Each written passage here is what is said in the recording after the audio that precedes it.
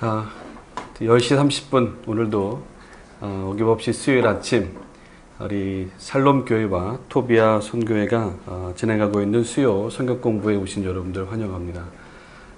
한 주간 평안하셨죠? 네, 같이 기도하고 시작하겠습니다. 하나님 아버지 감사합니다. 아침에 하나님의 말씀을 묵상하고 또 그 마음을 새길 수 있는 시간 주신 것 감사합니다. 이 시간도 성령께서 우리와 함께 하여 주옵소서. 예수님의 이름으로 기도하옵나이다. 아멘. 요즘 평안하셨습니까? 이렇게 인사를 서로 주고받는 게 참 쉽지 않더라고요. 그럼에도 불구하고 힘들고 어려운 환경이지만 그래도 주 안에서 우리가 잘 극복해 가면서 하루하루를 보냈으면 좋겠습니다. 제가 지난 시간에 터키어로 인사 한번 알려드렸었는데 기억 못 하시겠죠? 예, 메르하바 하면 안녕하세요, 잘 지내셨습니까? 뭐 이런 뜻으로 서로 인사를 주고받습니다. 메르하바. 다음 시간에 하나 더 가르쳐 드릴게요. 그래서 아침 인사까지 우리가 한번 배워보겠습니다. 평안하셨는지요? 메르하바. 자, 우리 오늘은 제자의 길, 사도의 길, 우리 터키 편으로 진행하고 있습니다. 첫째 날 저희가 강신원 목사님하고 같이 예루살렘에서 터키로 복음이 시작된 땅에서 복음이 확장된 땅으로 이어오는 그 이야기를 나눴고요. 터키 땅, 복음이 확장되어져 갔던 이 땅에서의 이야기, 첫 번째 도시가 가파도기아 지역이었습니다. 두 번째는 시리아 안디옥의 교회의 이야기를 지난 시간에 살펴봤고요. 오늘은 세 번째 도시, 바로 비시디아 안디옥입니다. 비시디아 안디옥으로 우리 이제 같이 순례 떠나실 텐데요. 그 지역에서 일어났던 역사적인 또 지리적인 면을 먼저 살펴보면서 또 성경의 이야기를 나누는 그런 시간을 갖겠습니다. 오늘날 그 지도를 보시면 터키 제일 하단부가 바로 수리아 안디옥이 있는 지역이 되겠습니다만, 그쪽에서 왼쪽으로 이렇게 방향을 돌리시면 터키에 있는 소아시아 7교회 지역들이 있어요. 그 주변 지역하고 매우 가까운 곳에 위치해 있는 곳이 바로 비시디아 지역이다 라고 보시면 되겠고요. 오늘 그 지역에 대한 정리를 좀 하고 시작을 하겠습니다. 지금 여러분들이 보시는 쪽에 빨갛게 제가 점을 찍어 놨는데요. 이 부분이 이제 비시디아 지방, 또 그 위쪽에는 부르기아 지방이 있었고요. 부르기아 지방과 비시디아 지방의 접경 지역에 있었던 그 도시가 바로 안디옥이었다라는 위치를 여러분들이 좀 보시면 좋을 것 같습니다. 여전히 아래쪽에 타우루스 산맥이 있고요. 내륙 고원지대에 형성되어 있는 자리 잡고 있는 도시가 바로 비시디아 지방의 안디옥이다. 우리 지난 시간에 시리아 안디옥하고 좀 비슷한 뉘앙스가 좀 더 느끼실 겁니다. 안디옥이라고 하는 16개의 도시가 헬라 제국 때 세워졌는데 그 중에 한 도시가 바로 비시디아 지역의 안디옥이다 라는 말씀 드립니다. 자, 성경 말씀 읽어야 되겠죠? 이 고린도 후서 11장 26절과 27절 말씀입니다. 이 비시디아 안디옥의 이야기를 보통 사도행전 13장, 14장 1차 전도 여행 때 많이 다룹니다만, 저는 또 지명과 또 우리 역사로 풀어가는 또 성경 공부이기 때문에 고린도 후서에 나와 있는 이야기로 이 지역을 한번 설명해 볼까 합니다. 한번 같이 읽어보실까요? 여러 번 여행하면서 강의 위험과 강도의 위험과 동족의 위험과 이방인의 위험과 시내의 위험과 광야의 위험과 바다의 위험과 거짓 형제 중에 위험을 당하고 또 수고하며 애쓰고 여러 번 자지 못하고 줄이며 목마르고 여러 번 굶고 춥고 헐벗었노라. 이렇게 사도 바울이 고린도 교회를 향한 편지 고백 가운데 그간에 있었던 사역들을 회상하면서 그가 겪었던 어려움들을 나누고 있는 그 장면 중에 이 장소들이 비단 이 비시디아 안디옥만 가리키는 건 아니다만, 비시디아 안디옥에 들어서면 오고 가는 그 과정길에서 우리는 이 바울의 이야기를 충분히 같이 공감할 수 있는 그런 지역들이다라고 보시면 될 것 같습니다. 오늘 전체적으로 이 말씀을 중심으로 한번 우리가 정리해 보겠습니다. 제가 나눠드린 여러분들 받으신 자료에 보면 지명, 지리, 역사 앞부분에 담겨져 있는데요. 같이 좀 한꺼번에 정리를 좀 해드리겠습니다. 지금 보시는 지도가 고대 2000년경의 히타이트의 지도입니다. 고대 아나톨리아라고 불렸다고 말씀드렸죠. 고대 사람들은 특히 그리스의 동쪽에 있는 지역, 오늘날 터키를 아나톨리아다, 해가 떠오르는 지역이다 라고 언급을 하면서 불렀고, 로마 사람들이 들어오면서 성서의 시대, 사도 바울이 활동한 그 시기에는 소아시다라는 표현으로 불리고 있었던 거죠. 자, 여기 아나톨리아에서도 서쪽을 보시면 지금 중앙에 빨갛게 표현되어 있는 지역이 이제 히타이트의 초기 지역이라면 그 중에서도 약간 서쪽에 치우쳐 있는 이 아르자바라고 하는 지역으로 이 히타이트 사람들은 불렸다고 그래요. 안디옥이라고 하는 도시는 그 당시에 없었고요. 원주민들은 살고 있었으나 전체적으로 이 히타이트 사람들에 의해서 오늘날 성경의 안디옥이 있었던 그 지역을 크게 아르자바라고 하는 지역, 원주민들이 사는 지역으로 표현하고 있었다, 이렇게 보시면 되겠죠.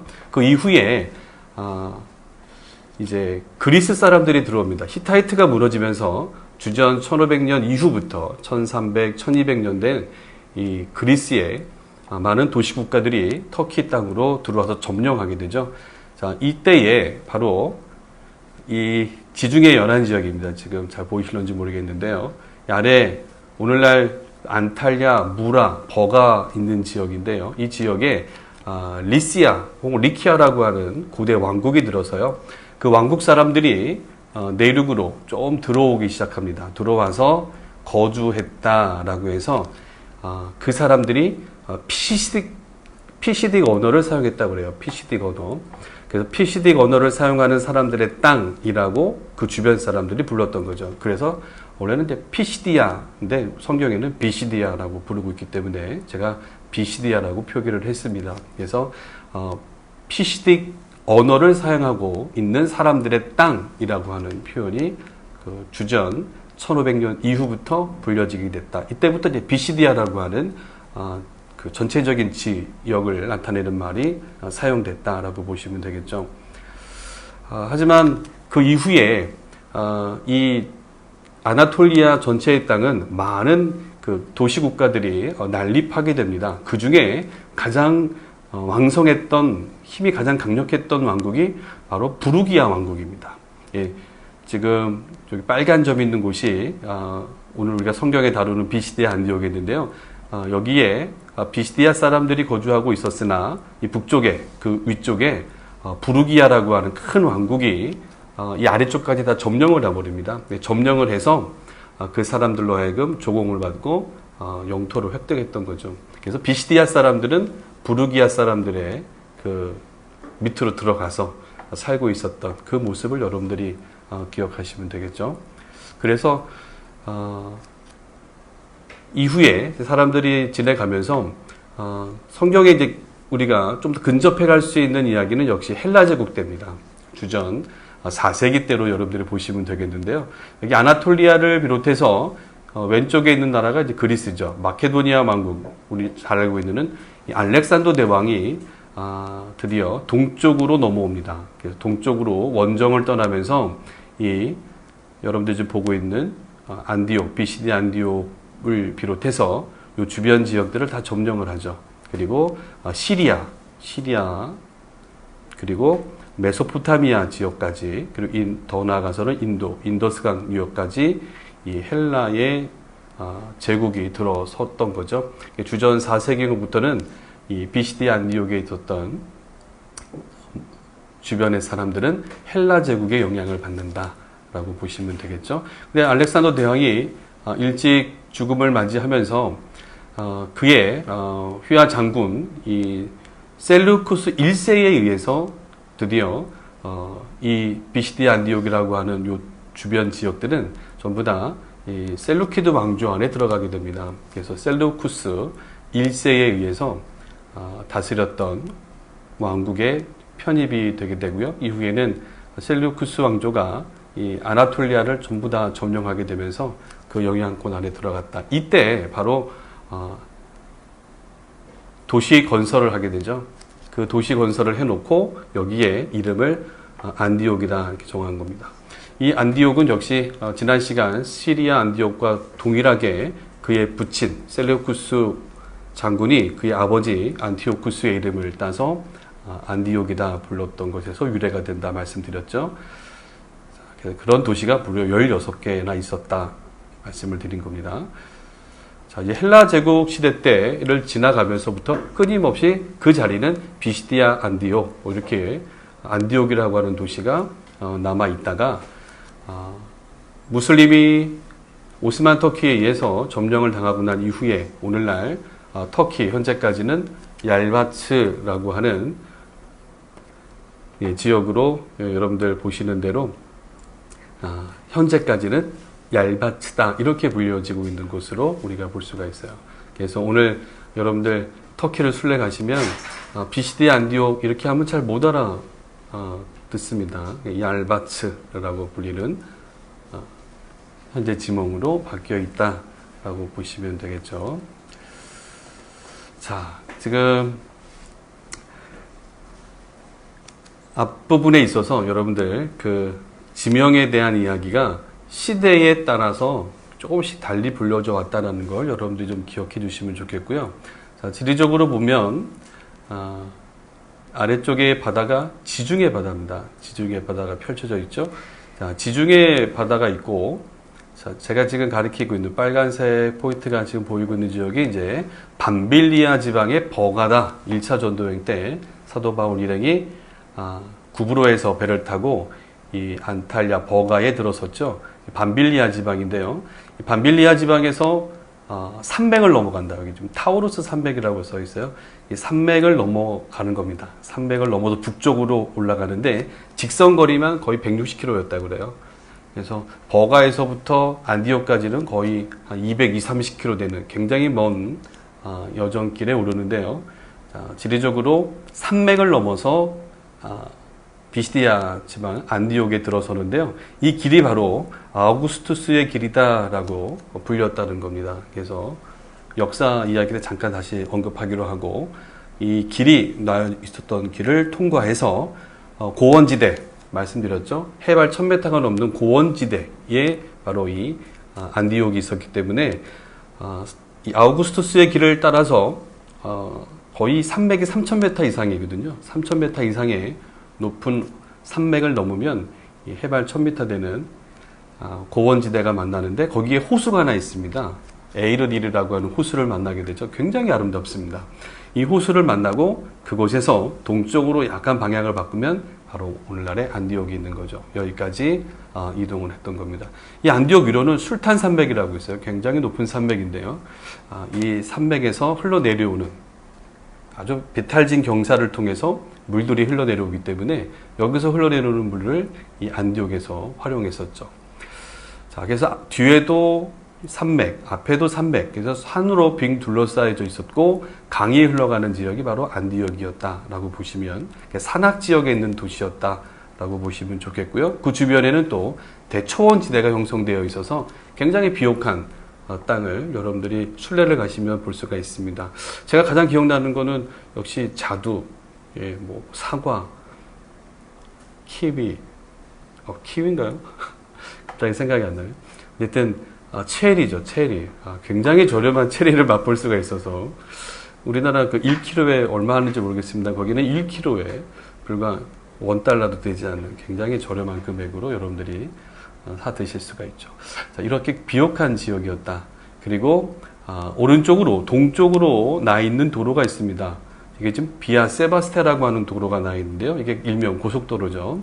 그래서 이 고속도로가 나아지는데요. 이고니온을 지나서 더베까지 혹은 그 아래쪽에 루스드라를 거쳐서 다른 지역까지 두 개의 길이 서로 갈라져서 나 있는 걸 볼 수 있고요. 더베에서는 기존에 나 있었던 도로를 따라서 역시 산맥을 넘는 길입니다만 길리기아 들어가는 관문, 다소에 들어설 수가 있었던 거죠. 이렇게 되면서 서쪽에서 동쪽으로 이동하는 데에 굉장히 군인대가 빨리 움직일 수 있도록 하는 이 도로를 뚫어 놓음으로써 경제적으로도 활성화가 될 수 있었고, 이 도로를 이용해서 이 산맥에 주둔해 있었던 산적대죠, 도적대들을 소탕할 수 있었다. 이런 얘기를 또 우리가 만나볼 수 있는 겁니다. 지리적으로 여러분들 산, 강, 호수 주변에 둘러싸여져 있었던 산악지대의 안디옥의 위치를 여러분들이 좀 보시면 좋겠습니다. 자, 지금 역사 얘기를 좀 한 번만 또 언급해 드리고 싶은데요.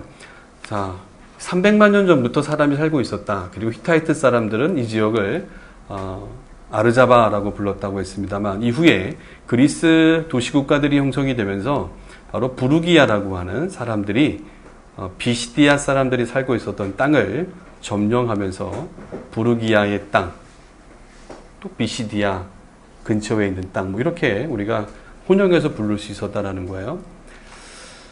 자, 그러다가 아까 앞서 말씀드린 것처럼 헬라 제국 셀루쿠스 왕조 때 안디옥이라고 하는 도시 건설이 되면서 우리가 그 지역을 정의해 볼 수가 있는 거고요. 이때 헬라 제국이 들어서면서 헬라의 문화들이 다 유입이 되죠. 헬레니즘화 되면서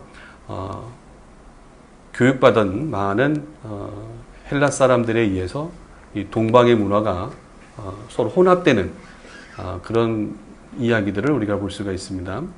현지 원주민들이 주로 많이 살던 지역에 헬라화되어 가는 모습, 여러분들이 보시면 되겠죠. 예전에 130년 전에 대한민국에 그들이 볼 때 대한민국은 좀 문명이 떨어진 미개한 나라로 봤잖아요.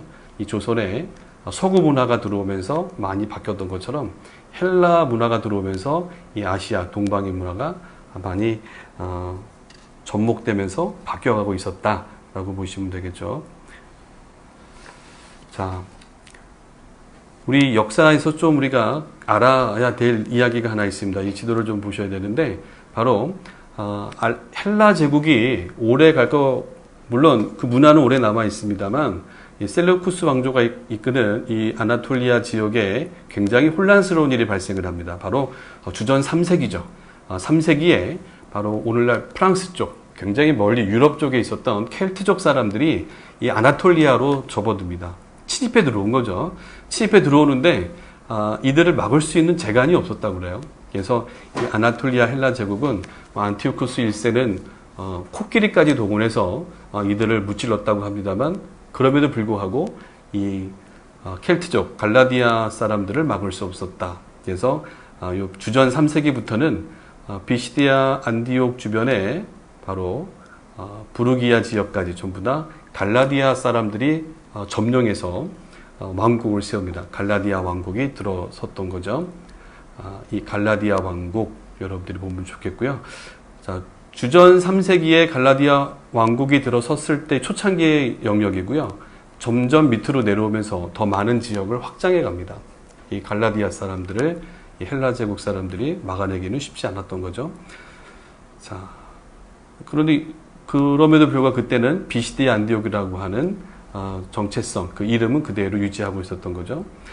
자, 그러다가 주전 189년 드디어 로마가 들어섭니다. 로마가 들어서면서 이 갈라디아 왕국을 점령합니다. 로마는 이 아나톨리아 전체를 점령하면서 특히 갈라디아 왕국을 점령했던 거죠. 하지만 주전 25년까지 갈라디아 왕국이라고 하는 왕국 자체를 유지를 시켜줍니다. 그래서 이 비시디 안디옥은 갈라디아 왕국에 속해 있었던 지방으로 남아 있었던 거죠. 자, 그러다가 자, 여러분들 보시면 주전 188년입니다. 로마 제국이요. 사실 이 버가모 왕국, 그 당시 이 왼쪽에 갈라디아 왕국 왼쪽에 이제 아시아라고 되어 있는 걸로 통합되어 있습니다만, 이 주변 지역에 부르기아가 있었는데요. 이 부르기아 왕국이 일찍이 무너지면서 이쪽 주변에 강한 강자가 들어서는데, 바로 주전 2, 3세기에는 바로 버가모 왕국입니다. 페르가몬이라고 불리는 버가모 왕국이 들어서죠. 그래서 로마는 이 페르가몬 또 갈라디아 왕국들을 다 그냥 수용해 줍니다. 그러면서 이 비시디 안디옥이라고 하는 이 도시를 이 버가모 왕국에 편입을 시켜줬어요.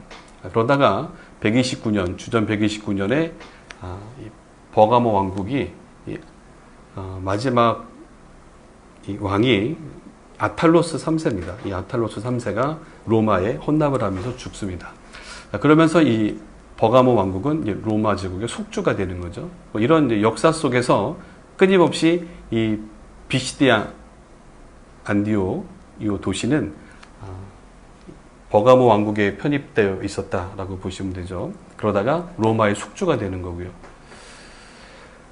자, 여러분들 제일 기억하셔야 될 건 이제 주전 25년입니다. 바로 이 25년에 여러분들 이 지도를 보시면 사도 바울이 1차, 2차 전도 여행을 떠날 당시에 이 로마 제국의 영토입니다. 그러니까 로마는 갈라디아 왕국의 또 속주로 삼고, 그리고 버가모 왕국도 속주로 삼고, 그리고 그 지역들을 다 통합을 이루죠.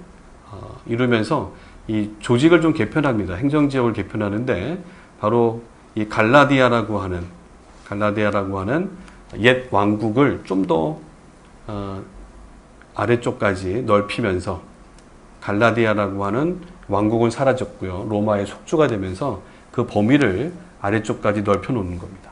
굉장히 넓은 지역이 갈라디아라고 하는 속주가 되죠. 로마의 속주가 되죠. 여기에 이제 이 비시디아 안디옥이 포함이 되어 있었던 겁니다. 그래서 피시디아 언어를 사용하는 사람들의 땅이라고 하면서 고대부터 피시디아 사람들이라고 불렸습니다만, 오랜 역사 속에서 갈라디아 왕국에도 속하고 또 버가모 왕국에도 속했습니다만, 결국 마지막에는 로마 제국의 갈라디아 속주에 편입되어 있었던 도시로 남아 있었다라고 보시면 되겠죠. 그래서 오늘날 여러분들 보시면 이 비시디아 안디옥 여러분들이 유심히 보시면 되겠습니다. 역사 속에서 이렇게 흘러오다가 이 이후에 로마 이후에 4세기 때는 종교적으로 굉장히 왕성한 그런 도시로 번성하게 됩니다. 하지만 이제 6, 7세기로 넘어가면서 이 비시디아 안디옥은 점점 쇠퇴해 가는데, 그 이유를 여러 가지로 들 수 있습니다만, 여기 지금 비시디아 안디옥 옆에 바로 부근에 히에라폴리스가 있습니다. 다음 주에 히에라폴리스를 다루겠습니다만, 히에라폴리스가 신흥 도시로 굉장히 번성하게 발전하면서 그 이전만 해도 이 비시디아 안디옥을 중심으로 해서 모든 무역, 상권, 군대가 중심이 됐다면, 이 히에라폴리스가 번성하게 되면서 그 중심이 옮겨가게 되죠. 그리고 그 옆에 해안가에는 에베소도 굉장히 큰 도시로 번성해지면서 이 비시디아 안디옥은 그 역할을 점점 그 주변 도시들에게 잃게 됩니다.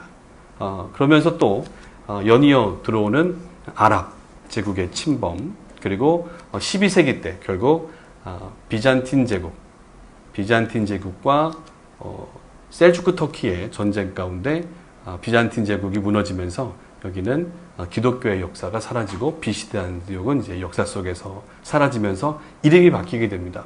대부분 오늘날 성경의 지명들은요, 이 12세기 때 셀주크 터키가 쳐들어오면서 다 바뀌어서 그들의 언어로 바뀌었다. 그래서 얄바츠라고 하는 도시로 바뀌어 있었다가 최근에 1900년대 중반부터 영국 학자 아룬델이라고 하는 학자를 중심으로 해서 고고학 발굴이 진행이 되면서 역사 속에 파묻혀 있었던 이 비시디아 안디옥이 세상에 드러나게 되고 오늘 순례할 수 있는 지역으로 우리가 찾아갈 수 있다라는 이야기를 말씀을 드립니다. 자, 이제 그 순례지 쪽으로 이제 우리가 좀 가보겠는데요. 굉장히 아름다운 도시구나. 저는 터키 가서 살려고 그러면 비시디아 안디옥 주변에서 살고 싶은 마음이 있습니다만, 여전히 그 대도시 이스탄불에 더 마음이 있죠. 어쨌든 굉장히 아름다운 지역입니다. 뒤쪽에 보면 타우루스 산맥이 이어져 있는 산이 보이고요. 3,000m가 넘는 산들이 즐비하기 때문에 만년설산이죠. 그리고 주변에 해발 1,000m가 넘는 고원지대에 형성되어 있는 푸른 이 초록색 잔디를 보면 밀밭입니다. 굉장히 아름답습니다. 이 계절에 따라 다릅니다. 이거를 가서 보셔야만 여러분들이 알 수 있는데요. 비시디아 지역에 오늘 가시면 세 가지를 우리가 순례시에 볼 수가 있습니다. 첫째는 이 비시대 안디옥이 발굴돼서 지금 한참 우리 순례자들에게 공개가 되고 있고 도시 비시대 안디옥이고요. 두 번째는 타우로스 산맥입니다. 그리고 그 주변에 있는 호수 에이르디르라고 하는 호수를 순례자들은 이동하면서 잠깐 들리고 볼 수가 있는 거죠. 또 봄철에 가면 이렇게 아주 아름다운 주변 환경을 볼 수가 있습니다. 이 자연의 색감이 이렇게 아름다운지는 가서 보시면 합니다. 자, 굉장히 봄철에 여러분들 농사가 한참 무르익어갈 때 굉장히 초록빛깔을 띠고 있는 비시디아, 그리고 수확해서 거둘 쯤에 되면은 또 색깔이 또 다른 색감을 띠고 있는 이 비시디아 안디옥을 볼 수가 있고요. 여기 이제 겨울철입니다. 1, 2월에 가시면 약간 좀 척박한 광야 같다라고 하는 느낌을 또 받을 수 있는 비시디아 안디옥을 여러분들이 볼 수가 있죠. 비시디아 안디옥 도시 지도입니다. 여러분들 이제 사진으로 좀 보여드리겠습니다만 비시디아 안디옥을 보시면 북쪽, 남쪽, 서쪽입니다. 서쪽에 문이 있습니다. 서문으로 들어가면 바로 성문이 있고요. 서쪽에 있는 성문을 따라 들어가면 오늘날 순례자들이 이쪽으로 진입을 할 수 있게 돼 있죠. 얼마 걷지 않으면 오른쪽으로 큰 도로가 하나 나 있습니다. 서쪽에서 동쪽으로 이동하는 도로. 여러분 로마가 도시를 건설하면 항상 열십자 방향으로 큰 도로가 나 있는데요.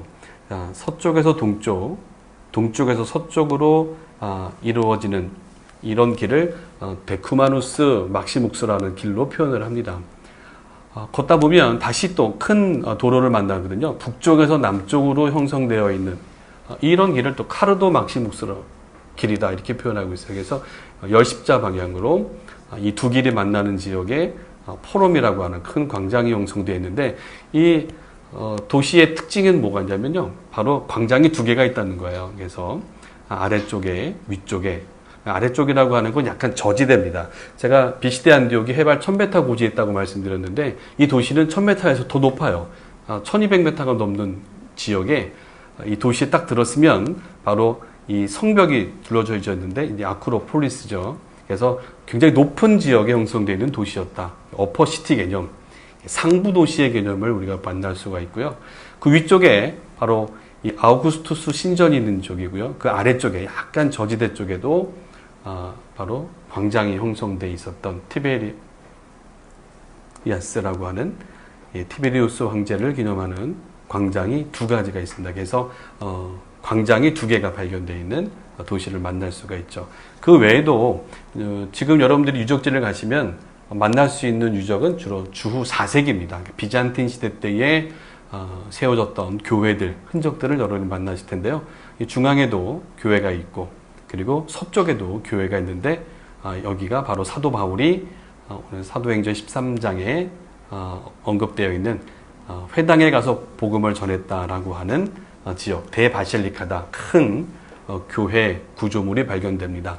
회당 터 위에다가 예배당을 지었기 때문에 여러분들 이 자리에서 말씀을 나누곤 하죠. 그래서 굉장히 큰 지역이었습니다. 자, 여기 지금 극장이 하나 보이는데 극장의 규모가 2만 명, 2만석이라고 그래요. 에베소 가면 2만 5천 명을 수용했는데 아나톨리아의 가장 큰 극장은 역시 에베소의 극장입니다만 2만 명을 수용할 수 있었던 극장이 들었을 정도로 굉장히 번성했던 도시 중에 하나가 바로 이 비시대 안디옥이었다. 이렇게 보시면 좋겠죠. 자, 지도상으로 여러분들이 보셨다 그러면 실제 사진으로 한번 여러분들이 도시를 좀 만나보겠습니다. 입구예요. 입구에서 제가 사진을 좀 찍어봤고요. 입구를 통해 들어가면 왼쪽으로 여러분들은 아마 안내를 받으실 겁니다. 언덕으로 형성되어 있는데요. 전부 다 더 파고 들어가야 유적들이 있겠죠. 일부만 발굴되어 있는 상태입니다. 자, 왼쪽으로 들어가면 이렇게 뻥 뚫려 있는 길이 나옵니다. 이게 서쪽에 있는 지도에서 봤던 것처럼 서쪽 성문을 따라 들어가는 입구입니다. 성문 입구인데요. 이 오른쪽에 보면 층층이 이렇게 아직도 파지 않은 부분들이 있죠. 여기에 성벽의 잔해들을 봅니다. 성벽이 있었던 그 흔적을 우리는 찾아볼 수가 있는 거죠. 좀 더 확장하면 여기가 바로 들어가는 길이 보이는 거죠. 고대의 로마 사람들이 닦아놨던 길이 나여 있는 걸 통해서 여러분들은 걸어 들어가실 거예요. 자, 입구 쪽에 보면 성벽이 있었던 흔적들을 여러분들이 볼 수가 있습니다. 자, 같은 장소인데요. 반대 방향에서 제가 찍은 건데요. 자, 들어오시면 이쪽에 성벽의 흔적이 보이는데 이 주변 지역들이 바로 아고라입니다. 시장들이 형성되어 있었던 거죠. 그래서 성문으로 들어오는 쪽에 양쪽에 시장이 형성되어 있어서 많은 물건들을 팔고 했던 그 상거래가 활성화됐던 그 지역들의 모습을 우리가 추정해 볼 수 있는 거죠. 자, 좀 더 걸어 들어오면 아까 말씀드린 것처럼 동서로 나 있는 길, 데쿠마누스 막시무스 길이 무려 320m의 길로 쭉 연결되어 있습니다. 좀 시간의 여유가 있으면 여기까지 쭉 걸어 들어가면 좋습니다만 오늘날 순례할 때는 이 길은 걷지 않습니다. 왜냐하면 이와 비슷한 도시들을 많이 만나기 때문에 에베소 같은 데가 있기 때문에 또 라오디게아 교회도 방문하거든요. 이런 길들을 걸어볼 수 있기 때문에 여러분들 같은 데를 여러 번 반복하면 많이 헷갈려 하십니다. 그래서 순례할 때는 여기를 걷질 않고 바로 회당, 복음을 전했던 장소까지만 저희가 안내해 드리는데 오늘 성경 공부 시간이기 때문에 제가 사진을 통해서 말씀을 드립니다. 로마 시대 때에 항상 동쪽에서 서쪽으로 나 있는 길, 데쿠마누스 막시무스 길을 따라 걸어 들어가 보면 바로 왼쪽에 이렇게 반원형 극장이 세워졌습니다. 2만 명을 수용하는 극장이었습니다만 다 무너진 채이죠. 2000년의 시간이 흘렀으니까요.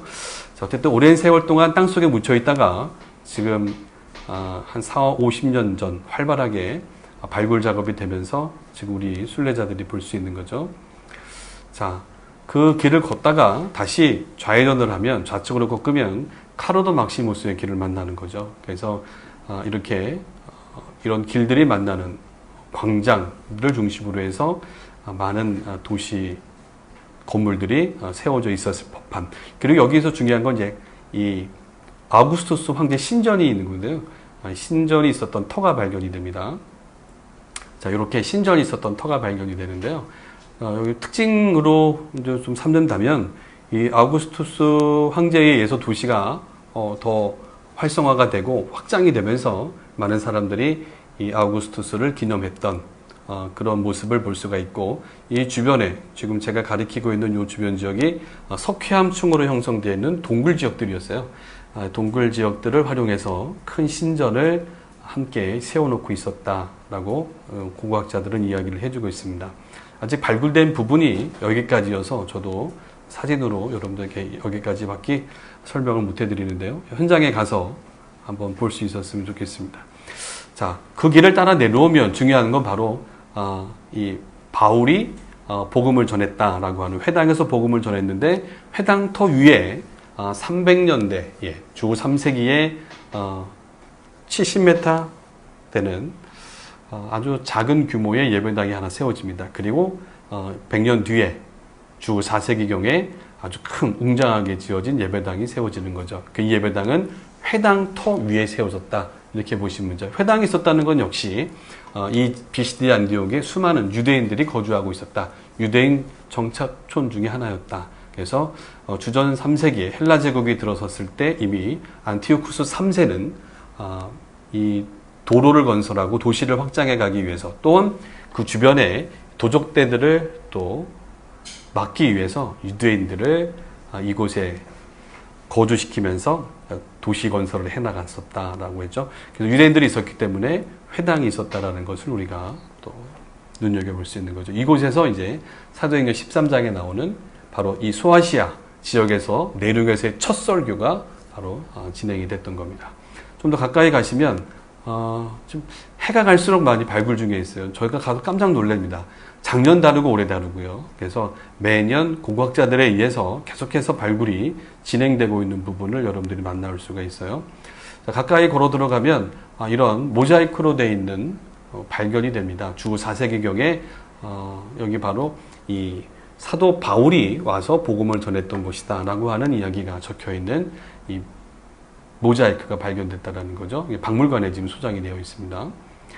자, 이 자리예요. 바로 회당터가 있었던 자리인데 이곳 위에다가 큰 바실리카를 만들었다. 예배당을 세웠다라는 거죠. 바실리카라고 하는 건 로마 사람들이 주로 모여서 회의를 했던 초기에 직사각형 모양의 큰 건물을 얘기하는 거죠. 자, 그런 직사각형 모양의 큰 건축물이 교회가 예배당에 들어서 있었다라는 거 여러분들이 보실 수 있죠. 이곳에서 바로 복음이 전파됐던 곳이었다. 순례를 가시면 만나볼 수 있고요. 이 안에 들어가서 대부분 사진 찍습니다. 여러분들 사진을 보시면 전부 다 이 안에 들어가서 찍는 거죠. 왜냐하면 이 터키는요, 박물관, 국립공원은 예배나 찬양을 할 수가 없습니다. 그렇기 때문에 여기 살짝 들어가서 현지인 가이드한테 조금 망을 좀 봐달라 부탁을 드리고 잠시 한 10분 동안 이곳에 모여서 조용하게 찬송도 하고 기도도 하고 말씀을 나누는 거죠. 자, 여기 지금 약간 위에 언덕에 올라가서 찍은 사진인데요. 제가 이제 말씀을 전하고 있고, 제가 읽었던 본문이 역시 사도행전 13장에 이 비시디 안디옥, 바로 이 소아시아, 이 이방 사람들을 향해서 복음을 전하러 갔을 때 참 우여곡절을 겪으면서 이곳까지 왔거든요. 그러니까 이방인들에게 복음을 전했던, 물론 사도 바울은 회당을 중심으로 먼저 유대인에게 찾아가는 모습을 우리가 볼 수 있습니다만, 어쨌든 이방의 땅에서 유대인들이 거주하는 회당을 중심으로 이곳에 모여 있었던 하나님을 경외하는 자를 중심으로 해서 많은 이방인들이 만날 수 있는 교두보 역할을 하는 곳이 회당이었기 때문에 F.F. 브루스도 그런 이야기를 언급을 합니다. 그래서 사도 바울이 예루살렘 공회에서 예루살렘 교회는 유대인에게, 바나바와 바울은 이방인에게로 그렇게 결정이 됩니다만, 그럼에도 불구하고 여전히 사도 바울에게는 이 회당이라고 하는 장소는 이방인에게 복음을 전할 수 있는 굉장히 중요한 역할을 할 수 있는 곳이었기 때문에 그의 선교 계획에 있어서는 역시 유대인을, 여기서 이제 유대인도 중요하지만 유대교 안에 들어와서 활동하려고 했었던 바로 하나님을 경외하는 사람들을, 이방인들을 중심으로 해서 복음이 전해지도록 애를 쓰고 있었다라는 모습을 우리가 볼 수가 있죠. 자, 이렇게 모임을 갖고 이제 나오면 여기 이제 굉장히 수풀이 많이 우거져 있죠. 이런 지역으로 빠져나오시면 다 이런 길을 따라서, 우리 현지인 가이드가 열심히 걸어가고 있죠. 자, 이렇게 길을 따라서 이 길을 다 파고 들어가야 됩니다. 다 파고 들어가야 그 당시 로마의 비시디 안디옥의 유적들을 우리가 볼 수 있는데, 오랜 전쟁과 지진 또 방치로 인해서 일부의 유적만 발굴 중에 있다라고 보시면 되겠죠.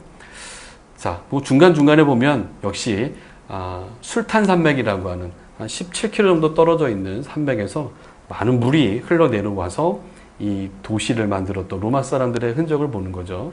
바로 수로를 우리가 볼 수가 있죠. 자, 다시 이제 성문 쪽으로 나오는데요. 여러분들 이 나오시다 보면 그냥 지나가세요. 힘드시니까. 자, 뭐 다 무너져 있는 흔적이라 잘 들어오지 않습니다만, 그래도 여러분들 나오실 때 여기 가운데 중앙에 분수대가 있었습니다. 요 구조를 잘 보시려면 꼭 순례라 오셔야 돼요. 어디를 가시냐면 밤빌리아 지방의 버가, 오늘날 페르게라고 하는데, 페르게라고 하는 도시를 가면 이 흔적이 그대로 남아 있습니다.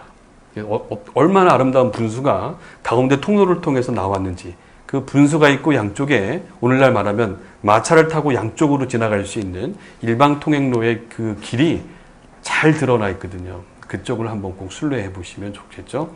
자, 이런 모습도 우리가 볼 수가 있죠.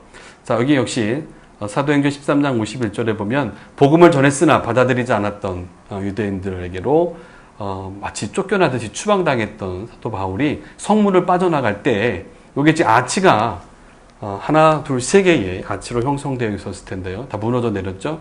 이 통과해 나가면서 아마 이 근처 어딘가에서 발에 티끝을 털어버렸을 것이다 라고 얘기하면서 건너 들어오죠. 제가 얘기하면 다들 포즈를 취하느라고 정신이 없습니다. 발끝을 터느라고 아주 재밌게 포즈를 취하시는데, 어쨌든 복음을 전하면서 예수님도 그렇게 말씀하셨던 것처럼 복음을 전하는 이들과의 관계가 이제 끊어지는 건데, 사실은 완전히 끊어지는 건 아니죠. 사도 바울 일행은요, 다시 옵니다. 다시 와서 이들에게 복음을 전했던 모습을 우리가 볼 수가 있습니다.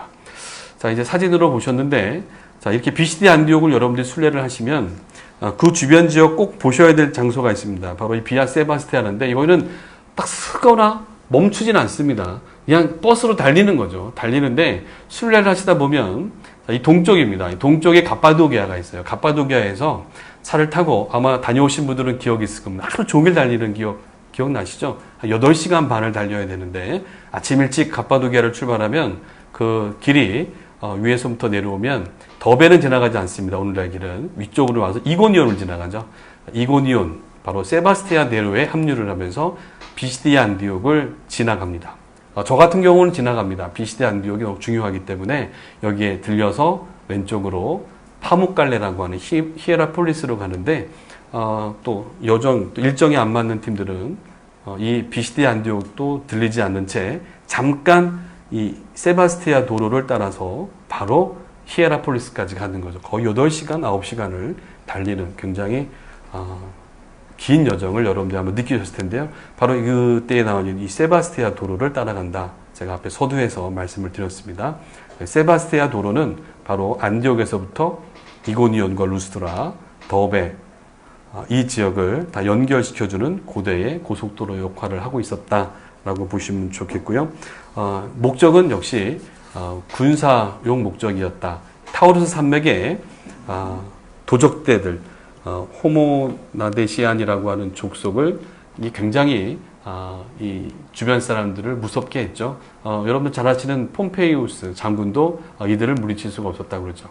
그래서 그만큼 시간이 많이 걸렸다는 거예요. 그래서 오랜 세월 이 도적대들을 무찌르기 위해서 고민한 끝에 결국 이 아우구스투스가 이 지역 이고니온, 안디옥 요 주변 그 당시에 갈라디아 왕국이 있었다고 그랬죠. 이 갈라디아 왕국을 점령하고 속주로 삼으면서 그 왕 아민타스 왕에게 명령을 내립니다. 이 도로를 건설하라. 근데 또 이 적을 무찌르라고 명령을 내렸지만 전사를 해요. 그래서 이 아우구스투스는 로마의 군대를 동원을 해서 이 현지 부족민들과 더불어 또 포로로 잡아왔던 유대인들을 동원해서 이 산맥 위에다가 이 도로를 놓으면서 이 문제를 해결했다는 거죠. 이 도적대들을 소탕하면서 자유롭게 동쪽에서부터 서쪽으로 혹은 바다 쪽에서 다소에서 물건을 싣고 물건이 들어와서 안전하게 로마로 향할 수 있는 비아 세바스테 도로가 형성이 됐던 겁니다. 그래서 터키를 가시면 비아 세바스티아 로마로 가는 길이 있고 여러분들 그리스로 가면 또 이그나티아라고 하는 도로가 있는 거고요. 로마로 가면 또 도로가 또 있잖아요. 그래서 아비아가도라고 하는 도로가 있는 것처럼 여러분들 순례를 오시면 이 길을 한번 걸어볼 만한 길이 되겠죠. 자, 이런 세바스티아 도로 외에도 여러분들 우리가 기억해야 될 장소가 바로 이 타우루스 산맥입니다. 그래서 버가에서 산맥을 넘어서 비시디아 안디옥으로 들어갈 때 말씀드린 것처럼 해발 3,000m가 넘는 높은 산맥을 넘는다 말씀드렸죠. 그 넘어갈 때의 길은 바로 아우구스투스의 길이다라고 제가 자료에도 좀 언급해 드렸었는데요. 이 길을 걸었는데 이 도로가 발굴이 됐죠. 그래서 이 길을 따라서 걸어가기 위해서 저도 한번 걸어봤습니다. 너무 힘듭니다. 그리고 굉장히 긴 길이고요. 그래서 잠깐 버스에서 내려서 걷기에도 쉽지 않습니다. 오늘날 도로상에서 이렇게 험한 타우루 산맥을 들어가다 보면 버스를 세워놓고 안으로 한참 들어가야 되기 때문에 이동 중에는 쉽지 않은 길입니다. 그래서 아마 이 길 외에 여러분들이 다른 지역의 길은 한번 걸어볼 수 있지 않을까 생각이 들어요. 어쨌든 굉장히 험한 이 산맥에 형성되어 있었던 세바스티아 도로 올라가면 해발 1200m에 이런 고원지대가 형성이 되어 있고 늘 눈이 쌓여 있기 때문에 이 눈으로 인한 어려움이 있었다라는 거죠. 자, 이 넘어가면 바로 그래서 이 비시디아 안디옥을 가기 직전에 만나는 호수가 에이르디르라고 하는 호수가 있습니다. 굉장히 아름다운 호수입니다. 여러분 가면 다들 뭐 감탄사가 절로 나올 정도죠. 저도 그 배경으로 해서 현지인들하고 사진을 한번 찍었었는데요. 굉장히 많은 분들이 그래서 차를 그냥 지나가면 안 될 것 같아서 제가 차를 세웁니다. 이게 포토존이죠. 그래서 저만 유일하게 여기 차를 댑니다. 왜냐하면 이 터키라고 하는 나라는요, 이 시골 도로이기 때문에 이 지방 도로는 왕복 1차선이에요. 차 세우기 되게 어렵습니다. 사고가 날 수 있죠. 그래서 차를 안전한 곳에 약간 좀 안쪽으로 들어가면 이렇게 바다를 볼 수 있는 곳에서 사진을 찍는 포인트가 있습니다. 그래서 이곳에서 잠깐 여기 있으면 굉장히 아름다운 모습을 여러분들이 볼 수가 있는 거죠. 그래서 이 산맥을 넘어 들어오면서 복음을 전했던. 근데 어떤 학자들에 의하면 그 제 자료에도 좀 써놨습니다만 어떤 학자들은 이 호수가 50km나 됩니다. 굉장히 넓은 호수인데요. 학자들은 이 호수에 들어섰을 때 바로 그 당시 이 배를 자그마한 배를 이용해서 이 마을로 오고 갔다는 거예요. 마치 갈릴리 호수처럼. 그래서 사람들이 배를 이용해서 도시로 이동했기 때문에 아마도 걷지 않고 배를 이용해서 이 비시디아 안디옥까지 이동하지 않았겠느냐라고 추정도 하고 있습니다. 그럴 법한 그런 호수가 놓여져 있는 것을 여러분들이 만날 수 있는 거죠. 그래서 이 비시디아 안디옥을 가시면 도시도 여러분들 순례하십니다만 세바스티아 도로 주무시지만 마시고 어쨌든 도로를 좀 유심히 보시면 좋겠고요. 그 다음에 여러분들 이 호수 부근에 꼭 세워달라고 하셔서 사진을 한번 찍어 보시면 그 사도 바울의 복음 전도자들의 그 루트도 확인해 볼 수 있는 길이 되겠죠. 자, 이제 여러분들 자료에 보면 이 비시디아 안디옥과 관련되어 있는 인물들 잠깐 언급하고 지나가겠는데요. 인물들 중에는 역시 우리가 마가를 빼놓을 수가 없습니다. 마가에 대해서 많은 이야기가 전해집니다만 요한이라고 하는 마가 바로 1차 전도여행 때 사도 바울의 수행원으로 동행을 하게 되죠. 복음 전파에 유용했을 것이다. 왜냐하면 그가 예수님의 예수님이 마가의 다락방에서 함께 성찬을 제정하시고 이후에 순환을 당하셨기 때문에 그 이후의 이야기들을 직접 체험했던 마가와 동행하는 것은 복음을 전하는 데 굉장히 유행했을 것이다. 이렇게 보았을 것이다 라고 학자들이 보고 있죠. 그래서 이 함께 포함이 돼서 순례를 떠났을 텐데 안타깝게도 구브로까지 함께 했습니다만 배를 타고 이 소아시아 땅에 들어섰을 때 버가에 들어섰을 때 이 마가는 돌연 예루살렘으로 되돌아가올 여기에 대해서 굉장히 많은 이야기가 있죠. 저도 지금 자료에 다 언급을 해드렸습니다만 어떤 이들은 이 마가가 할례당이었기 때문에 바울과의 문제, 특히 율법과 할례를 바라보는 관점이 달랐기 때문에 마찰이 있었을 것이다. 램지라고 하는 학자는 이 바울이 갈라디아를 방문하러 갈 때에 이 버가에 도착했을 적 무렵에 병약했다, 병에 걸리지 않았겠느냐, 말라리아에 걸렸을 것이다. 뭐 이렇게도 추정을 합니다. 그래서 고지대, 바로 이 갈라디아 쪽으로 올라가야 해발고도 높은 쪽에 올라가면 또 나을 수 있다고 하는 그런 근거를 가지고 이야기를 했던 램지의 이야기도 있습니다. 그래서 병약했을 것이다. 그걸 치유하기 위해서 위쪽으로 올라갔을 것이다. 라고 하는 학자들의 이야기도 있고 또 제가 지금 가지고 있는 책이 한 권 있어요. 터키에서 순례를 하면서 가져온 책인데 이 책의 저자죠. 하라바라고 하는 사람은 뭐라고 얘기를 하고 있냐면 그 계획이 바뀌었다라는 거죠. 선교 계획이 바뀐 거에 대한 불만이 마가가 있었다는 겁니다. 어떤 불만이 있냐면 원래 계획은 구브로에서 버가까지 가는 겁니다. 지중해를 넘어서 버가에서 해안 지역에 있는 도시들을 둘러보고 되돌아오는 거였는데 바로 이 사도 바울이 복음을 전하는 과정에서 계속해서 이방인을 향한 이 마음이 늘어나고 있었다. 그래서 이방인에게로 가고자 하는 욕구가 많아지면서 그는 갈라디아, 내륙까지 가려고 했다. 근데 그 내륙은 굉장히 험한 길이었다라고 제가 말씀드렸죠. 그 길을 건너가야 되는데 그거는 정말 쉽지 않은 길이었는데요. 그런 것들로 인한 마찰이 있었다라고도 얘기를 하는 학자들도 있고 심지어는 어떤 이들은 이제 구브로의 총독이 바로 서기오 바울이죠. 서기오 바울의 여동생이 서기오 비울라도 이 비시디아의 총독의 부인이었습니다. 굉장히 재력가들의 집안이었는데 아마도 복음을 전하는 데에 구브로 총독이 도와줬을 것이다. 그리고 그들에게 가서 내 가족에게도 구원을 좀 복음을 전해달라라고 요청을 했을 것이다. 뭐 하는 이야기들도 있습니다. 다양한 추측이 난무합니다. 이 이유는 이 누가가 사도행전에서 그 이유를 정확하게 밝히고 있지 않기 때문에 일어나는 이유이기도 하죠. 어쨌든 그럼에도 불구하고 이 여러 가지 이유를 우리가 들 수 있습니다만 제가 지금 참고하고 있는 FF 브루스에 의하면 역시 같이 동행했던 마가는 아마도 그 갈라디아 지역 타우루스 산맥을 넘어가는 그 긴 여정 고지로 향하는 그 여정에 있어서 아마 준비가 되어 있지 않았지 않느냐. 그래서 우리 함께 팀원으로 있다가 이탈을 한 사건에 대해서는 언급을 하고 있기 때문에 정확한 이유는 모르겠으나 아마도 거기까지 갈라디아까지 가는 거에 대한 준비가 되어 있지 않았던 마가를 언급을 하고 있는 거죠. 하지만 후에 우리가 사도행전 이후를 보게 되면 2차, 3차 전도행 때 특히 디모데 후서에 이 사도 바울이 디모데에게 보내는 편지에 나에게 참 유익한 사람 이 마가를 언급하고 있는 걸 보면은 완전히 분리된 것 같지는 않고요. 어쨌든 그 일로 인해서 바나바하고 헤어지는 불상사까지도 있었습니다만 어쨌든 이 바울의 정확한 의도는 잘 모르겠습니다만 어쨌든 분명히 무슨 일은 있었어요. 하지만 후에 같이 복음을 전하는데 또 동력했던 이 마가의 관계를 우리가 볼 수가 있죠. 그래서 후에 비잔틴 시대로 접어들면 이 마가는 여러분들 마가복음을 상징하는 게 바로 이 사자죠. 그래서 세례 요한이 광야에 외치는 소리 바로 이것을 상징하는 이 마가복음서를 가지고 바로 이 사자에 비유하는 또 이런 심벌로 우리가 만나볼 수 있죠.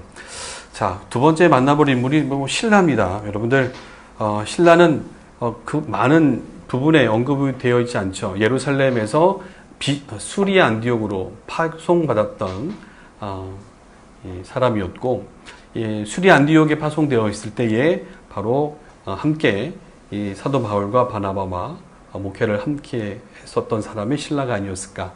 1차 전도 여행 이후에 마가 문제 때문에 2차 여행 때도 다시 데리고 가자, 동행을 하자라고 할 때 서로 의견이 엇갈리면서 바나바는 마가를 데리고 구브로를 가고 바로 오늘 이 그림에 나와 있는 이 신라는 바울과 함께 2차 전도여행 때부터 동행을 하게 되죠.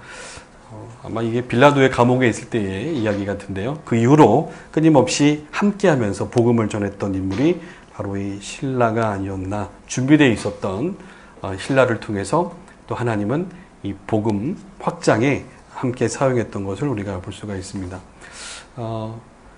그 다음 인물은 디모데죠. 디모데가 비시디아 안디옥에서 그 다음 지역 바로 이고니온 하는 지역으로 또 루스트라로 하는 지역으로 이동하게 됩니다.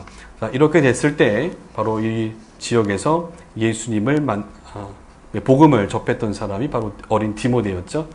자, 그의 가족에 대한 이야기도 언급되어 있습니다만 어쨌든 이 유니게를 통해서 신앙의 훈련을 받았던 바로 이 디모데가 사도 바울이 2차 전도여행 때 이 디모데를 함께 동역자로 함께 하려고 할 때 할례를 했다는 이야기가 나옵니다. 여기에 또 많은 학자들의 이야기가 또 있는데요. 어쨌든 왜 바울이 할례를 행했을까라는 거죠. 여기에 대해서 많은 이야기가 있을 수 있습니다만 이 바울의 입장을 보면 FF 브루스 같은 경우는 역시 더 나은 목적을 위해서 복음의 확장을 위해서 행했던 이 디모데에게 행했던 할례였다라고 얘기를 해주고 있죠. 에머슨 같은 학자는요, 더 높은 일관성을 유지하고 있었다. 그러니까 할례는 더 이상 구원을 받는데 의미가 없다라고 외쳤음에도 불구하고 디모데에게 할례를 행하면서 복음 전도 사역에 동행을 시켰던 이유는 아마 유대인과 함께 하면서 복음을 전할 때 아마도 복음 확장에 유용했을 것으로 복음을 전하는 일에 굉장히 선하게 활용될 수 있었기 때문에 이러한 목적 외에는 다른 것이 없었을 것이다 라고 이야기를 해주고 있죠. 이 디모데는 결국 사도 바울의 아주 중요한 동력자로 복음을 전하다가 주 80년경에 교회 전통에 의하면 에베소 쪽에서 이 에베소 사람들의 그 여신 숭배, 아르테미스 여신 숭배로 인해서 군중들에 의해서 곤봉에 맞아서 순교를 했다라고 언급되고 있죠. 자, 그래서 이 디모데 우리가 그렇게 볼 수가 있고요. 요 여인이 바로 바울과 바로 테클라라고 하는 여인입니다. 사실 성경에는 등록하지 않습니다만 오늘날 순례 지역이나 많은 자료들에 보면 특히 동방교회, 정교회 이야기들을 보면 또 바울의 행전이라고 하는 책을 보면 테클라가 계속 언급되고 있죠. 그래서 순례를 오시면 누구냐고 계속 물어보세요. 자, 이고니온, 또 루스드라의 이야기인데요. 자, 여기 보시면 이 테클라라고 하는 여인을 우리가 기억을 하셔야 됩니다. 그래서 여러분들 오늘날 순례를 가시면 이고니온 지역에 테클라 기념교회가 있는데 이 여인이 바로 바울이 복음을 전했을 때 복음을 받아들이면서 개종을 한 여인이죠.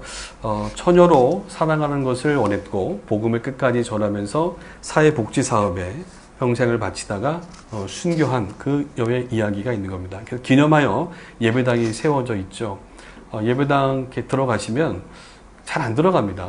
예약을 잘 되지 않기 때문에 쉽지 않습니다만 어쨌든 그건 안내자의 능력이기도 하죠. 들어가셔서 여러분들 보시면 양쪽에 성화가 있는데 오른쪽에 바로 테클라의 사진이고요. 왼쪽에 디모데의 이야기고 그리고 아래에 사도 바울의 성화가 이렇게 있는 걸 볼 수 있어요. 이 테클라 옆에 사자가 한 마리 있는데요. 그 기독교 전생에 의하면 테클라가 복음을 전할 때요. 복음을 끝까지 지키는 겁니다. 배교하지 않기 때문에 그의 부모가 화형을 시키는데 비가 왔어요.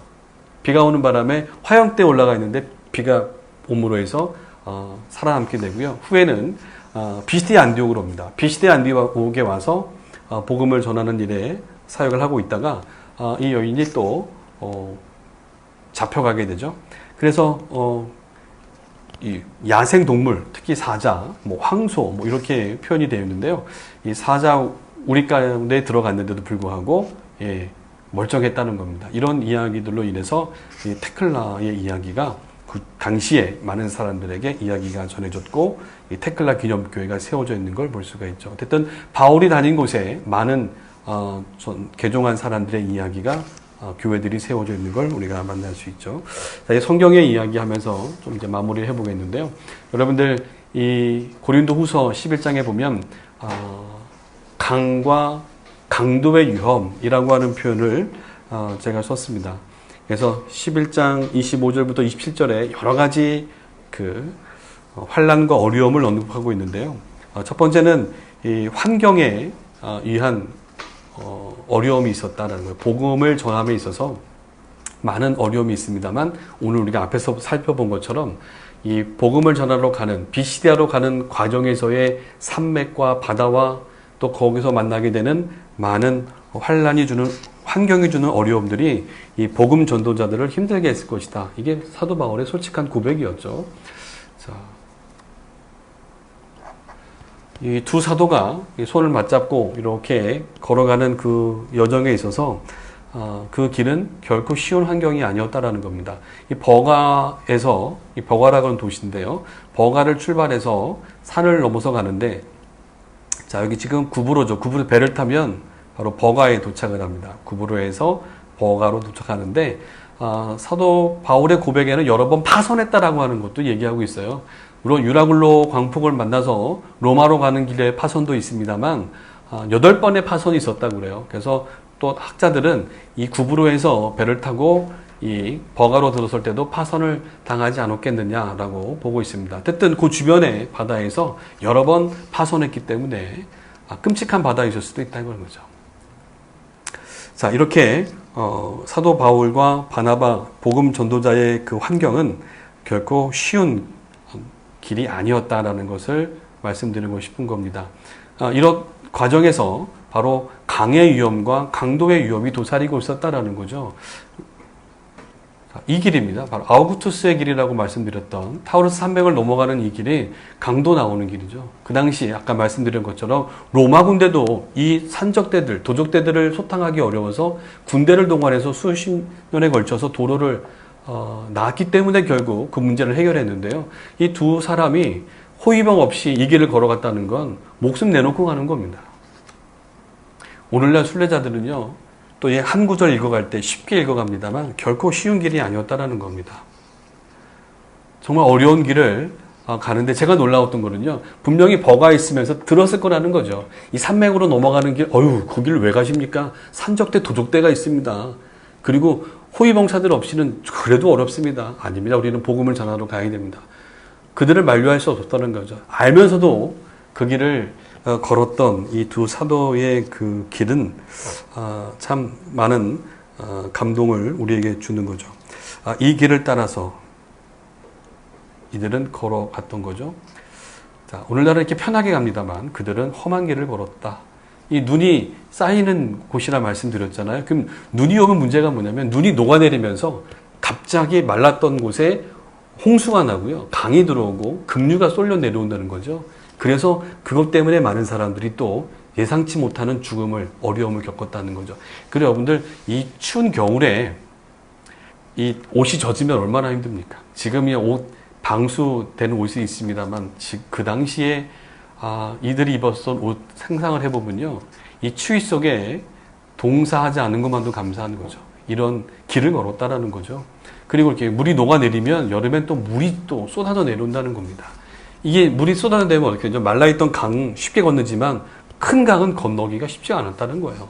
이런 강폭을 또 건너가야 되는 어려움도 있었다는 거죠. 특히 바나바는 괜찮았겠습니다만 바울은 쉽지 않았을 겁니다. 아마 병약했다라는 표현을 보면 이 걸어가기도 쉽지 않았던 이 바울이 이런 강을 헤엄쳐 건너가는데도 굉장히 어려움을 겪지 않았겠느냐라는 거죠.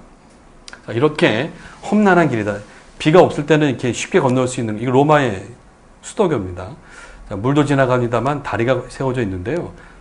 지금이야 이렇게 짧게 되어 있습니다만 비가 홍수가 나고 강이 깊어지면 건너가기가 어려운 곳이다 라는 것을 우리가 여기서 볼 수가 있는 거죠. 그래서 이 길은 결코 쉬운 길은 아니었을 것이다 라고 보는 거죠. 자, 또 하나 봅니다. 여러분들 시내로 들어갔다. 시내의 위험과 광야의 위험도 이 고린도 교회를 향한 편지에서 언급을 해주고 있잖아요. 시내, 말 그대로 이 도시에 들어가서 복음 전하는 겁니다. 비시대 안디옥은 굉장히 큰 도시였죠. 이 도시에 들어가서 유대인들 회당을 중심으로 복음을 전할 때 많은 이들은 야유하고 비방하고 시기했다라는 거죠. 이런 큰 도시에서 그들을 바라보는 시선과 조롱 또 박해는 시내에서 만날 수 있었던 그들의 어려움이었던 거고요. 뭐 이렇게 쫓겨나가는 경험을 시내에서 했던 거죠. 그렇다고 보면 또 쫓겨나서 광야길이라는 표현이 나오죠. 이스라엘의 광야를 뜻하는 건 아니고 정말 이렇게 도시를 성 바깥을 나오면 사람이 거주하기 어려운 길입니다. 어려운 땅이라는 거죠. 이런 땅을 대표로 하는 구절이 바로 사도 바울이 헐벗었다, 굶주렸다, 목말랐다 이런 데서 오는 생명의 위협을 여러분들 보는 겁니다. 이 복음 전하러 떠나는 그 길은요, 이게 극기 훈련도 아니고요. 사실 복음에 합당한, 복음에 전하는 사역자의 길, 복음의 증인으로 산다는 건 이런 어려운 상황에 처한다는 것을 우리에게 보여주고 있는 거죠. 이렇게 힘든 길을 그들은 사명을 감당하기 위해서 그 길을 걸어갔던 모습을 우리가 보는 거죠. 그리고 도시에서 복음을 전하면 사실 이렇게 소수의 기독교 개종한 사람들이 여비하시라고 먹을 것 좀 챙겨주지 않았겠습니까? 그런 상상력은 최대한 발휘하는 것은 제가 최근에 읽고 있는 신라의 일기라고 하는 책 읽어보시면 그런 상상력을 발휘하죠. 근데 정말 필요한 것만 이외에는 받지 않았을 것 같고요. 그걸 가지고 아주 재정적인 어려움이 있어도 불구하고 그들은 험난한 광야길을 걸어가면서 그 다음 지역으로 옮겨가는 것이 제자들의 복음 전도자의 삶이었다라는 것을 이 성경의 표현을 통해서 우리가 느낄 수 있고요. 또 수고와 애썼다라는 표현도 여러분들이 보신다면 여러분들 이 장면을 보시면 어떻게 생각이 되십니까? 자, 우리 2차 전도여행 때 유럽으로 복음을 전하러 갔을 때 고린도에서 브루스길라와 아굴라를 만나지 않습니까? 같은 업종의 사람들, 장막을 치는 일을 한다고 했는데 고린도에서만 그랬겠냐는 겁니다. 시내에서 먹고 살려면요 돈이 필요하는데요. 역시 장막 치는 일을 했을 것이고 이 장막 치는 업을 통해서 여비를 만들어 갔을 텐데 아마도 이 바나바와 바울이 이런 일을 시내에서 했을 겁니다. 근데 중요한 것은요, 그 당시의 문화가 가장 잘 사는 사람이 여기 귀족들이고요. 그 다음에 잘 살았던 사람들이, 잘 살았다는 표현보다도 그나마 자유인들보다 잘 살았던 사람이 노예라는 겁니다. 제가 깜짝 놀랐습니다. 이 노예의 삶은요, 귀족들이 보호해주죠. 귀족들의 울타리 안에 있으면 그만큼 여유가 있었다는 겁니다. 근데 그보다도 못한, 거기서 풀려난 사람들이 자유민인데 자유민들이 상거래를 하고 또 물건을 만들어서 물물 교환을 할 때 이 노예들이 늘 거래하는, 직거래하는 장소가 있지 않겠습니까? 단골집. 그거보다 더 싸게 팔아야죠. 더 저렴하게 팔아야 되기 때문에 고생대로 하고 저렴하게 팔다 보니까 아무래도 수익 구조가 많이 날 수 없었죠. 그리고 잘 찾지도 않았을 겁니다. 하기 때문에 이러한 재정적인 어려움, 수고와 애씀이 있었다라는 거죠. 이런 것들을 우리가 그 한 구절 쪽에서 이 전도자 바울과 전도자들의 모습을 살펴볼 수가 있죠. 두 번째는 동족의 위협입니다. 바로 동족은 유대인들이죠. 한 절 짧게 갑니다만 이 사도 바울의 이 고백은 굉장히 뼈아팠을 겁니다. 먼저 유대인에게로 향하지 않습니까? 선교 방침상 유대인들이 모였던 회당을 중심으로 복음을 전하면서 하나님을 경외하는 자들을 만나고 그들에게 복음을 전하려고 했을 텐데 역시 동족들을 만나면서 복음을 전했지만 태장을 맞는다. 이 고린도 교회 성도들에게 세 번의 태장을 맞았다라고 하는데요. 이 세 번의 태장을 맞았던 지역들을 첫 번째는 빌립보였을 거고요. 그리고 두세 번째는 성경에 기록이 되지 않습니다만 학자들은 아마도 이 빌립보를 가기 전에 이 비시디 안디옥에서 만났던 그 위험 속에서 아마도 채찍질을 당하지 않았겠느냐라고 보고 있죠. 또 한 번은 루스드라에서의 돌 맞을 때에 또 많은 사람들로부터 매질을 당하지 않았겠느냐 이렇게 추정을 하고 있습니다. 어쨌든 그들은 태장을 맞았다라는 거죠. 여기 지금 그 당시에 이렇게 기둥에 이건 이제 우리가 구로를 가면 이런 장소를 그대로 우리가 볼 수가 있는데요. 바울이 매달려서 채찍질을 당했을 법한 이런 이야기들이 비시디 안디옥에서도 있었을 것이다. 세 번의 태장을 맞았다면 그 중에 한 번은 이 비시디 안디옥이 아니겠는가라는 거죠. 이런 어려운 환경도 참 힘들었을 텐데 복음을 전한다는 이유로 특히 동족들로부터 그들은 이렇게 어려운 고문과 또 박해를 맞을 수밖에 없었다라는 겁니다. 자, 이것만이 아니었죠. 또 동족들, 유대인들은요, 회당에서 복음을 전했던 이들을 유대인들이 복음을 듣고 또 복음을 받아들이는 이방인들을 보면서 거기에 시기했다라는 겁니다. 여러분 생각해 보십시오. 복음을 전했던 회당에 갑자기 사람들이 막 몰려들기 시작합니다. 이 유대인들에게 여전히 함께 유대인 그룹에 들어올 만한 하나님을 경외하는 사람들이 많았던 거죠. 자, 회당을 중심으로 살아갔던 이방인들이 장차 우리와 함께 할 수 있는, 연대할 수 있는 사람들이었는데 사도 바울이 전한 복음 때문에 이들이 점점 그들에게로 돌아가는 겁니다. 마음을 그들에게로 향하고 개종할 때 그들의 사도 바울의 복음을 듣는 사람들로 확장되어져 가는 걸 보면서 이 유대인들은 시기하게 되죠.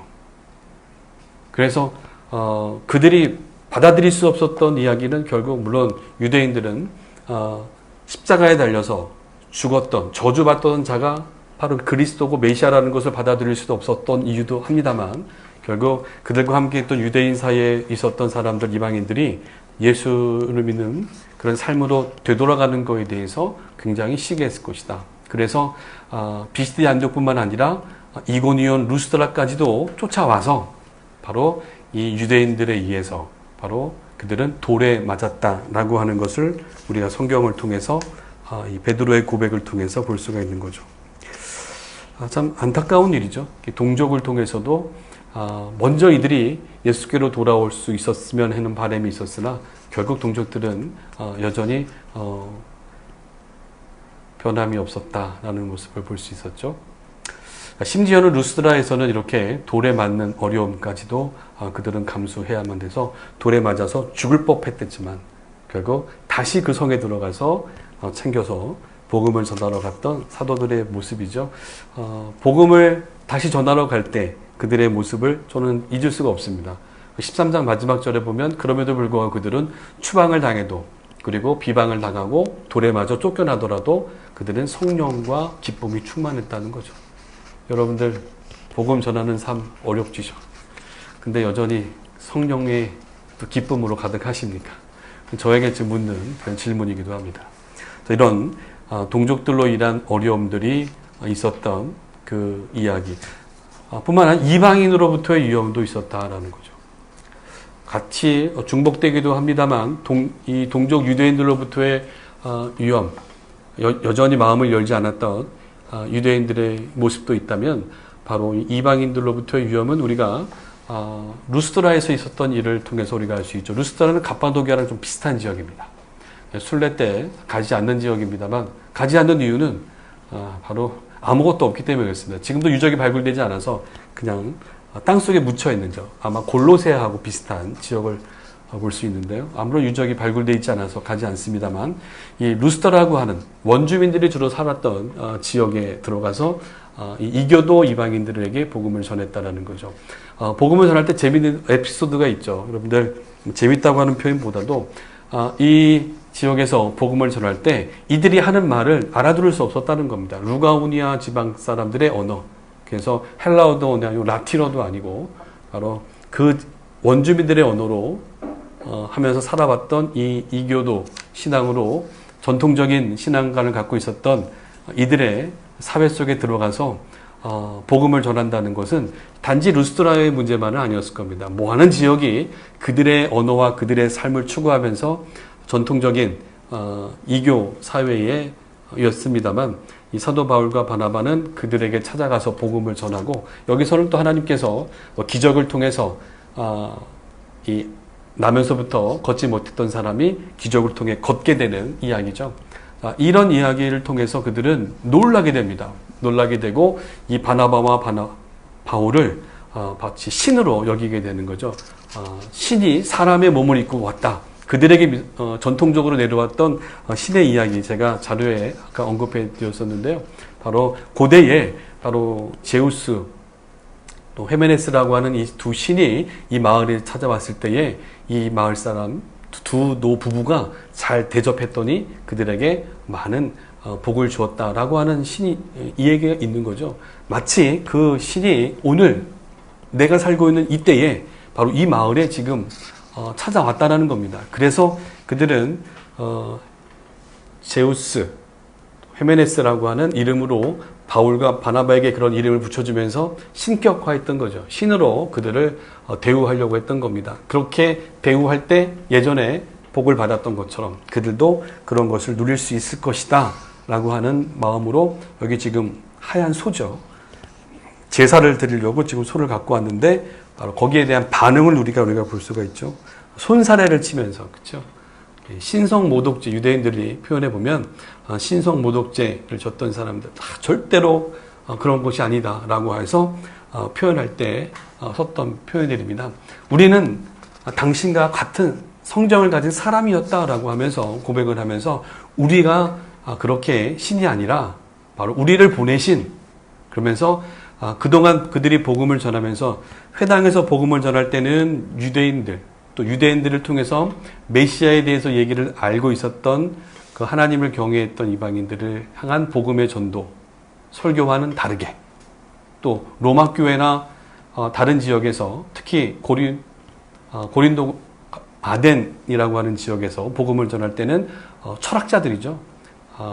소피스트들, 철학자들에게 전할 때는 또 그들의 언어로 여기서는 완전히 이 루가오니아 지방의 원주민들에게 F.F. 브루스는 교육을 받지 않은 이라는 표현을 쓰고 있어요. 그래서 철학자 그 당시 그런 교육을 받지 않았던 그런 사람들의 신을 믿으며 살아가고 있었던 전통적인 신을 믿으며 무속신앙 속에서 살아가고 있었던 그런 사람들에게는 또 다른 복음을 전했다라는 거죠.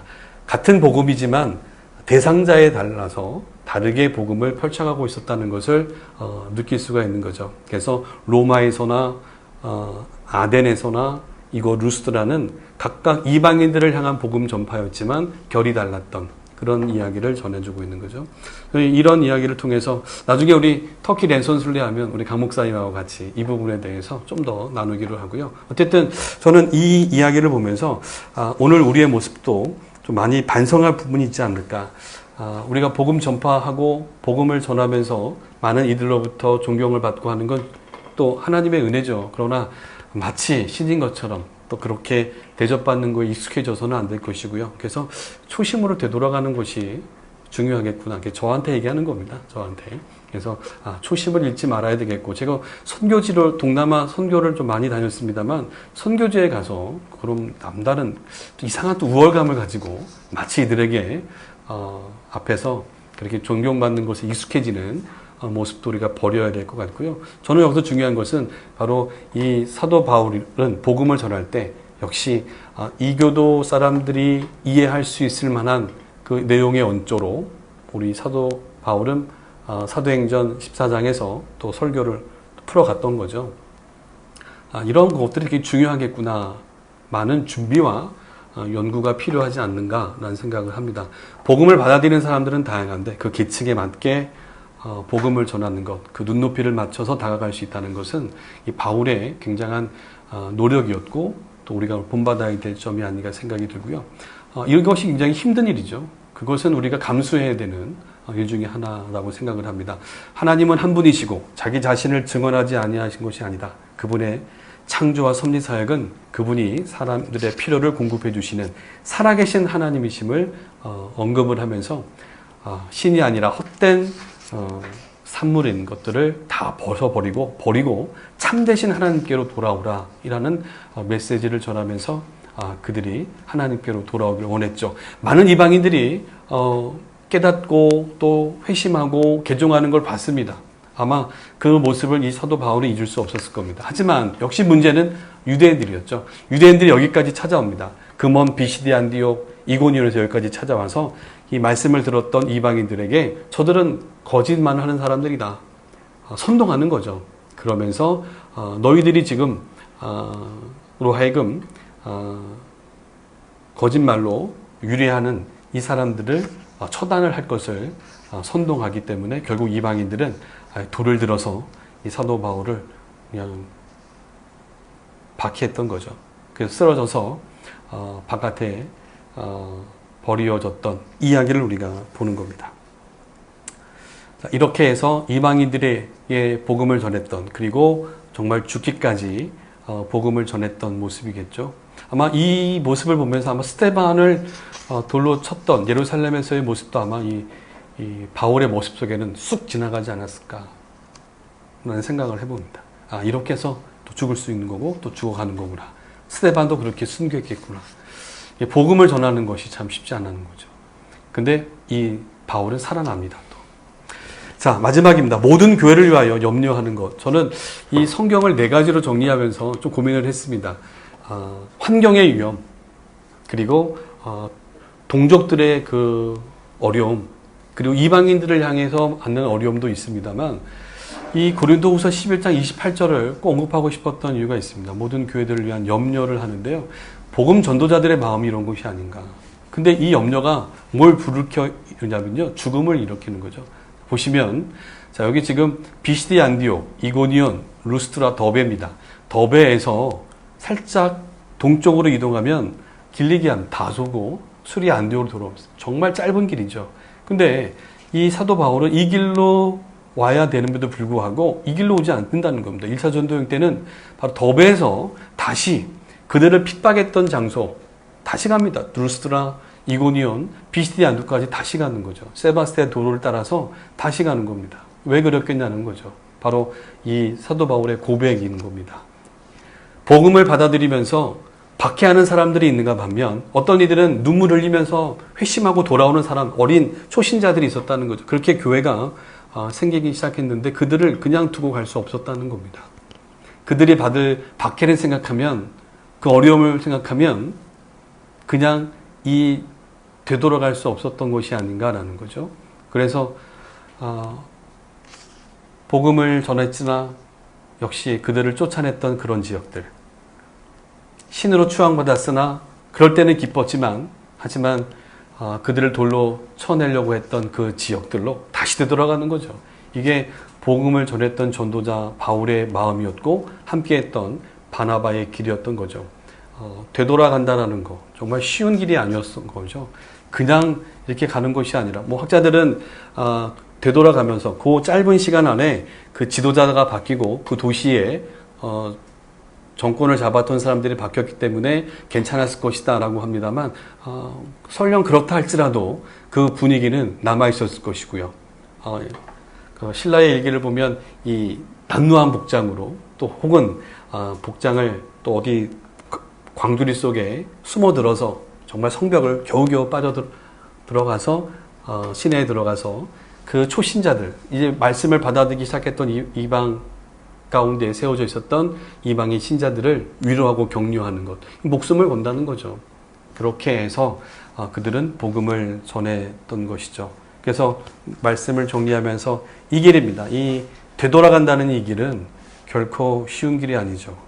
이런 환경을 다시 한번 언급하고, 이런 버가로 간다면 다시 배를 타고 가야 되는데 파손의 위험도 있을 수 있는 이 어려움도 겪는다는 것은, 오늘날 배도 위험합니다만 그 당시 배는 타면 확률이 거의 없습니다. 어쨌든 그런 죽음을 불사하고 걸었던 전도자들의 길이 아니었나. 그래서 하나님 나라에 들어가기 위해 겪어야 될 고난이 바로 있었다라는 걸 고백을 하는 거죠. 복음을 전하는 그 길은 고난도 감수해야 된다라는 것을 보여주는 겁니다. 자, 바울과 바나바, 이 사진을 보면서 한 주 내내 쭉 묵상을 해봤습니다. 그 영웅들의 그 여행했던 길은 이 십자가의 길이었다라는 거죠. 바렛이라고 하는 학자도 이렇게 표현을 합니다. 그 영웅들은 그들만은 아니죠. 오늘 이 시대를 살아가는, 오늘 우리 삶의 환경에서도 복음 전도자로, 복음의 증인으로 살아가는 우리 모두가 다 이런 길을 걷고 있는 거 아니겠습니까? 자, 다시 한번 말씀을 읽으면서 마무리합니다. 여러 번 여행을 하면서 그게 해상의 길이든 육로의 길이든 강의 위험과 강도의 위험과 동족의 위험과 이방인의 위험, 시대의 위험과 광야의 위험, 바다의 위험, 거짓 형제들의 위험을 당하였고, 수고하고 애쓰고 자지 못하고 줄이며 목마르고 굶고 춥고 헐벗으노라. 아마 이 성경 말씀을 읽어나가는 많은 우리 목회자들과 또 그 신앙인들의 그 모습이 아닌가 생각이 듭니다. 어쨌든 이런 길, 역시 복음의 길은 주님과 함께 걷는 고난의 길이다 라고 정의해 볼 수가 있겠죠. 그래서 이 사도 바울은 디모데후에게 보내는 편지에게 결국 십자가 없이는 면류관도 없다 라고 일러주면서, 우리가 사역하고 있는 이 길은, 이 비시디아 안디옥이 이야기해주고 있는 결론은, 비시디아로 가는 그 길은 바로 고난의 길이요, 주님과 함께 걷는 그 길은 화려함보다는 고난이 동행할 수밖에 없는 길이지만, 그로 인해서 많은 열매, 면류관을 얻을 수 있는 그런 길이다라는 것을 이 시간에 비시디아 안디옥의 이야기를 통해서 다시 한번 새겨봅니다. 제가 오늘 막 비가 쏟아져 내려오더라고요. 그러면서 제 입에서 계속 이렇게 머뭇거리는 찬송이 하나 있었어요. 이 가사의 내용이더라고요. 그래서 오늘 말씀을 마치면서 기도하실 때, 오늘 기도는 제가 하지 않겠습니다. 여러분 눈을 감으시고 조용히 기도하시면 제가 이 가사를 한번 읽어드릴게요. 이 가사가 우리 모두의 기도가 됐으면 좋겠고요. 다음 시간에는 바로 우리 좀 더 내륙으로 서쪽으로 이동하면 히에라볼리, 성경에 딱 한 번 언급되어 있습니다. 그 장소를 한번 풀어가 보도록 하겠습니다. 눈 감으시면 제가 한번 기도하면서 이 말씀을 한번 읽어드리겠습니다. 주님이 주신 땅으로 한 걸음씩 나아갈 때에 수많은 적들과 견고한 성이 나를 두렵게 하지만, 주님을 신뢰함으로, 주님을 의지함으로, 주님이 주시는 담대함으로 큰 소리치며 외치며 나아가네. 이 산지를 내게 주소서.